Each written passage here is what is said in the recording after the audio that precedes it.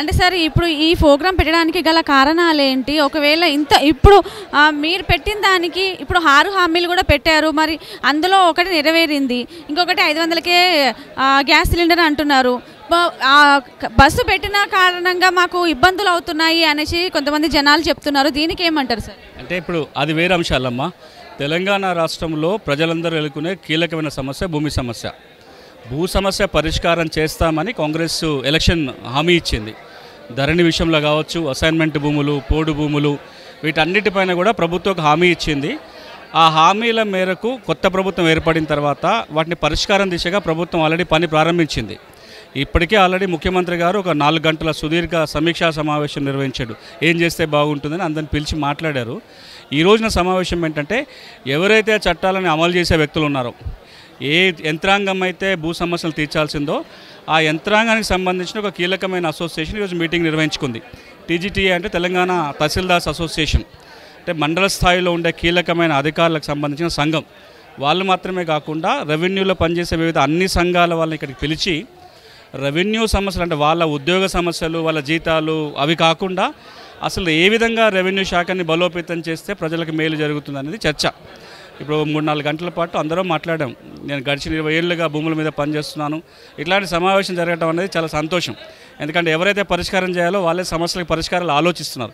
మనం ఎప్పుడు ఏమంటామంటే రెవెన్యూ శాఖ సమస్యలు సృష్టిస్తుంది, రెవెన్యూ శాఖ పరిష్కారం చేయదని అపవాదులు మనం ఎప్పుడు అంటుంటాం. కానీ మనం ఏం చెప్పినా రేపొద్దున ఏ చట్టం తెచ్చినా వాళ్ళే అక్కడ అమలు చేయాల్సిన వాళ్ళు. అలా అమలు చేయాల్సిన యంత్రాంగమే మేము ప్రజల తరపున ఉంటాము, సమస్యల పరిష్కారానికి ఇవన్నీ చేయండి అని చెప్పటం, ఆ అంశాలను చర్చించుకోవడం కోసం అందరూ ఇక్కడ సమావేశం కావటం నిజంగానే ఒక మంచి వాతావరణం నెలకొన్నట్టుగా అర్థం చేసుకోవచ్చు మనం.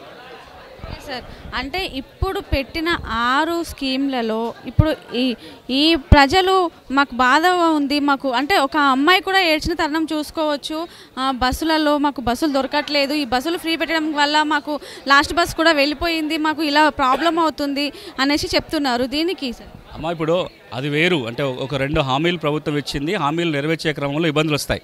ఎగ్జాక్ట్గా అందుకే కదా ఈరోజు సమావేశం. టైటిల్ గ్యారంటీ, భూమి హక్కులకు భద్రత కల్పిస్తాము, భూ సమస్యల చిక్కులు తీరుస్తామని ప్రభుత్వం చెప్పింది. ఇప్పుడు ప్రభుత్వం కూడా ఏం ఆలోచిస్తుందంటే, మీరు చెప్పిన సమస్యలు మళ్ళీ ఇది తీసి కూడా రాకూడదని. భూ సమస్య పరిష్కారం చేయడం మొదలుపెట్టగానే ఇంకెవరికైనా మళ్ళీ కొత్త సమస్య రావద్దు. ధరణి ఏమైంది? అప్పటికే 70 రకాల భూమి సమస్యలు ఉన్నాయి. తీర్చాలని పరిష్కారం దిశగా పోతే కొత్తగా 40 సమస్యలు కొత్తగా సృష్టించబడ్డాయి. ఈ రోజున కొత్త ప్రభుత్వం ఏం ఆలోచిస్తుందంటే, ఈ 120-130 రకాల భూమి సమస్యలు ఏవైతే ఉన్నాయో వాటిని తీర్చే క్రమంలో కొత్త సమస్య రావద్దు. మీరు అన్నారు 6 గ్యారెంటీలు 2 గ్యారెంటీలు అమలు చేయగానే కొన్ని కొత్త సమస్యలు వస్తున్నాయి, వాటి గురించి ప్రభుత్వం ఆలోచిస్తుంది. భూ సమస్యల విషయంలో ఆ సమస్యలు రాకముందే పరిష్కారం ఎట్లా అనేది అందరం ఆలోచిస్తున్నాం. సార్, ఇంతకు ముందుకు రైతు బంధువు ఎవరికి సరిగా రాలేదు అని చెప్పారు సార్. అంటే ఇప్పుడు రైతు బంధువు ఖచ్చితంగా రైతులకు అందుతుంది అంటారా? అందే ప్రయత్నమే కదా. రైతు బంధు అందాలి అంటే ఒకటి రికార్డులు సక్రమంగా ఉండాలి. రైతు బంధు రాని వాళ్ళు లక్షల మంది ఉన్నారు. ఎందుకున్నారు? వాళ్ళ చేతిలో పుస్తకాలు లేవు, రికార్డులో ఇబ్బందులు ఉన్నాయి. ప్రభుత్వ అధికారిక లెక్కల ప్రకారమే 18 లక్షల మందివి పార్ట్ బిలో ఉన్నాయి. అవన్నీ తీర్చాలి అంటే ధరణి సమస్య తీరాలి. ఇప్పుడు మాట్లాడుకున్న భూ సమస్యలన్నీ తీరి ఆ 18 లక్షల మందికి పాస్ పుస్తకాలు వచ్చినాయనుకోండి, వాళ్ళందరికీ మళ్ళీ రైతు బంధు వస్తుంది కదా.